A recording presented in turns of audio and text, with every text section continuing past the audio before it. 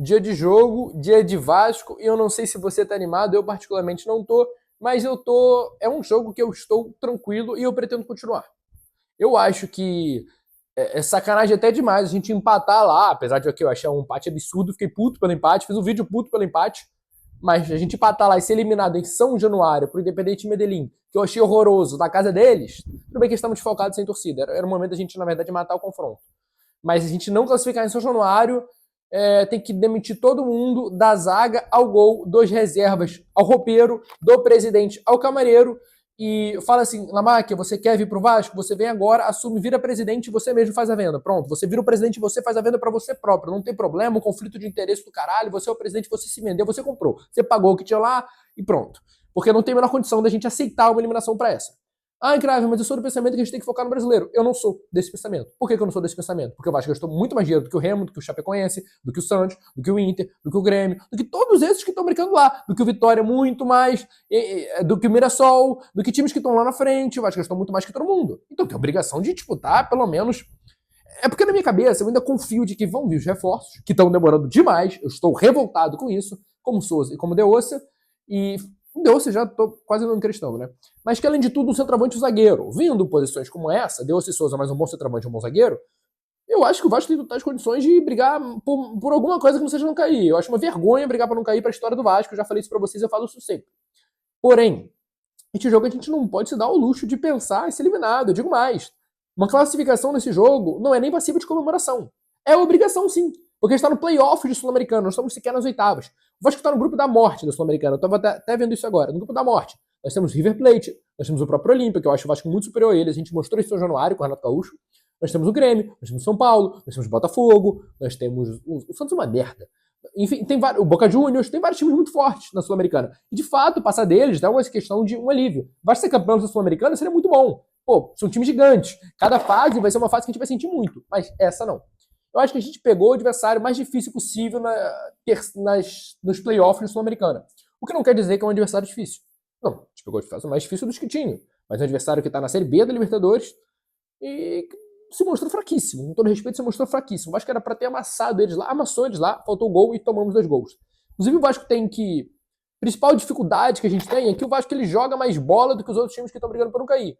Só que todo ataque adversário, a gente toma um gol. E a gente precisa de 10 ataques para fazer um gol. Ou seja, a gente é o time que mais tem dificuldade para fazer gol. E o time que mais dá facilidade para o adversário fazer gol. E esse é o grande problema, na minha opinião. Porque ter posse de bola por posse de bola, a gente até tem. Mas eu vejo que é uma posse de bola improdutiva do quesito de o Nuno Moreira passa pro Thiago Mendes, que tenta mais a fundo e vira o jogo pro Puma. O Puma vai lá, cruza. Aí vai lá, que faz isso aqui, que passa pro outro, que passa pro Piton. O Cuiabano vão lá e cruzam.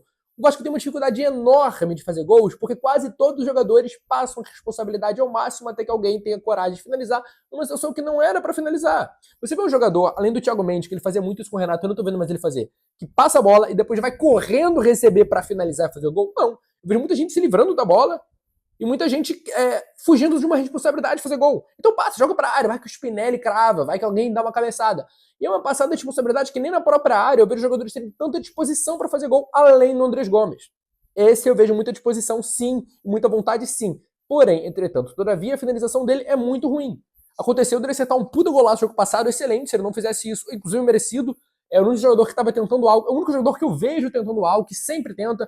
Ele pode pecar em muita coisa, como finalização. Ele peca, passe, ele peca, e às vezes inteligência ele peca também.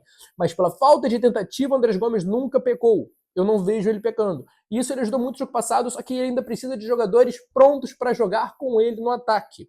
Isso é, se o Andrés Gomes tivesse, por exemplo, um ponta-direita bom, a gente perderia tanto foco em Andrés Gomes, porque teria outra pessoa pelo lado direito fazendo um bom trabalho.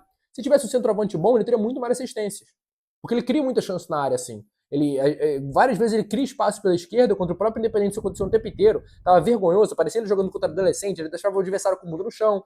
E era espaço que ele criava espaço para ir até o ataque. Quando você vai até o ataque, que você deixa um jogador com a bunda no chão como ele deixou, então o zagueiro vai ter que fazer a cobertura e te marcar. Então sobra um espaço na área para alguém. E o Vasco não tem esse alguém dentro da área.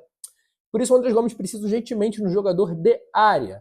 E volto a dizer, o Vasco tem obrigação de São Januário. Vi hoje a notícia de que as arquibancadas estão esgotadas. Não quer dizer que os ingressos estão esgotados, quer dizer que as arquibancadas estão esgotados. O VIP, eu não lembro a última vez que encheu. Tá agora com bandeira não, tem uma camisa gigante da Força Jovem lá, marcando.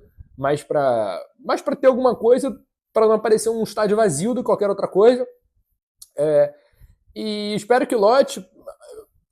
Vi muitas administrações ruins, mas eu não me lembro de ver São Januário vazio, como tem vindo nesses últimos jogos. É triste pela imagem que o Vasco passa, mas cobra a torcida.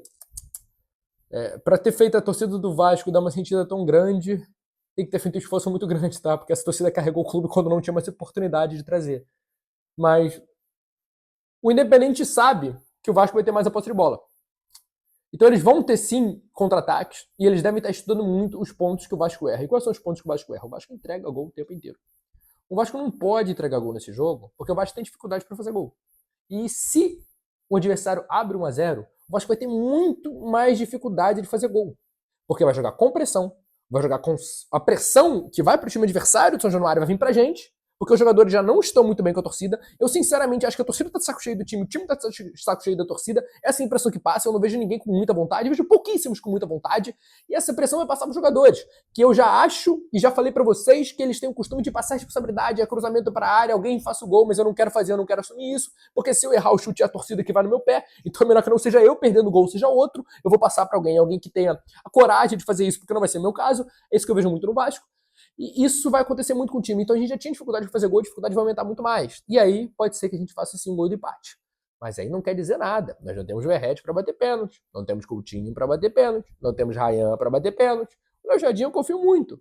Mas a pressão vai vir muito mais dos jogadores que não tem como sentir pressão, porque nunca foram nada na carreira. Qual foi a vez de pressão que o Spinelli deve ter tido na carreira, que o Rojas deve ter tido na carreira? Sei lá, zero. O Ernestrosa, pelo amor de Deus, se for bater um pênalti, é melhor nem assistir. Então, o Vasco não pode de forma alguma errar neste jogo. É um jogo que a gente tem a obrigação de passar sim, mas se o elenco for com esse pensamento, fudeu. Isso aí é coisa nossa, torcedor. Se o Vasco ganhar, beleza, ainda bem, mas não fizeram mais que obrigação. Era inclusive para vocês já estarem nos oitavos. Era para vocês estarem descansando e nem terem jogo agora. Vocês têm porque vocês foram ineficazes na Sul-Americana, vocês foram ineficazes na fase de grupo, enfim. Não tem problema desde que vocês passem. Até vai ser mais dinheiro, mais bilheteria, mais pagamento da Conmebol, tudo bem. E cria um pouco de moral também, porque a gente precisa de alguma coisa para ganhar do Fluminense. Porque é um absurdo não ter contratações até agora. E não ter contratações com o Independente Medellín, tudo bem, a gente tem a obrigação de passar do mesmo jeito. Mas agora, um dos maiores, para alguns, o segundo maior clássico do Vasco, para mim não é o Corinthians, mas um dos maiores rivais, com certeza, do Vasco. E você não tem uma contratação, os caras brigando pro G4, uma eliminação dessa que fica pra história, eu acho absurdo. Então, pelo menos que ganhe moral e joguem tudo que não jogaram o ano inteiro, jogaram na vida inteira, joguem nesses dois jogos. Mas agora é a preocupação do Independente Medellín. O Vasco tem sim que passar. O Vasco tem sim obrigação de passar. Essa é a minha opinião. E eu, sinceramente, espero muito que passe, rapaziada. Porque o Vasco tá cansado de ser humilhado internacionalmente, como é sempre. Como foi com o Porto Cabelo. Ano passado a gente foi muito internacionalmente. E a imagem do Vasco que tá passando. Então a gente tem que passar urgentemente uma imagem de respeito, algo lá fora. A gente tem urgentemente que passar uma imagem de que volta a respeitar. Pô, o Vasco tá aí. Lá na Colômbia eu vou falar, pô, eliminaram a gente. Olha o Vasco, meteu goleada na gente. Tá se fortalecendo. Essa imagem passa, gente. Essa imagem vai ficando, todo mundo tá vendo. Aí é vexame atrás de vexame, perde o respeito ao longo do tempo, já perdeu muito, não pode perder mais. O Vasco não pode ter condição de, pelo segundo ano seguido, ser eliminado num playoff sul-americano, né, rapaziada? Chega. É a nossa imagem que tá em jogo. É a imagem do Vasco que tá em jogo, é essa camisa que tá em jogo. Então na hora de a gente voltar a ter respeito, tem que se dar ao respeito também. Não adianta nada só a torcida se respeitar e só a torcida fazer o complô entre a gente. Tem que haver um respeito próprio também. Essa é a minha opinião. Dito isso, eu preciso muito da ajuda de vocês, rapaziada. Já deixa o like aqui para subir o vídeo, deixa seu comentário sobre o seu placar pro jogo, a sua opinião e se inscreve no canal que eu tô querendo chegar a 10 mil inscritos. Preciso muito de vocês para isso. E vamos amassar esses colombianos e partir para cima da Sul-Americana, que pode ser um título de muito respeito ao nosso ano. Eu torço muito para que seja, para que o nosso respeito e a nossa torcida finalmente fique feliz.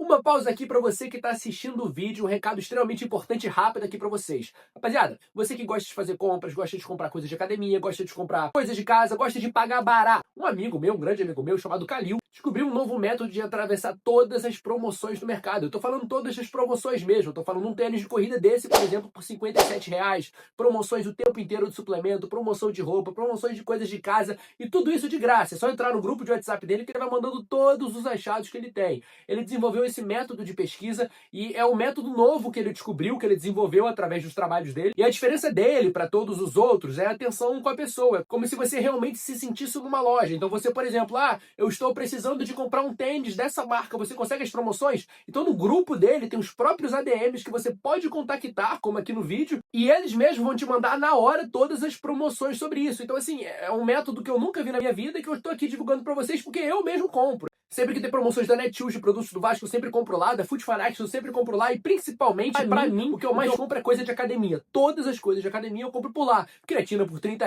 coqueteleira por R$ 10, Whey Protein por 50, 60, 70, e tudo de marca boa, tudo de lojas verificadas. Enfim, eu aconselho a vocês, se você quiser entrar nesse grupo de WhatsApp, link tá aqui na bio.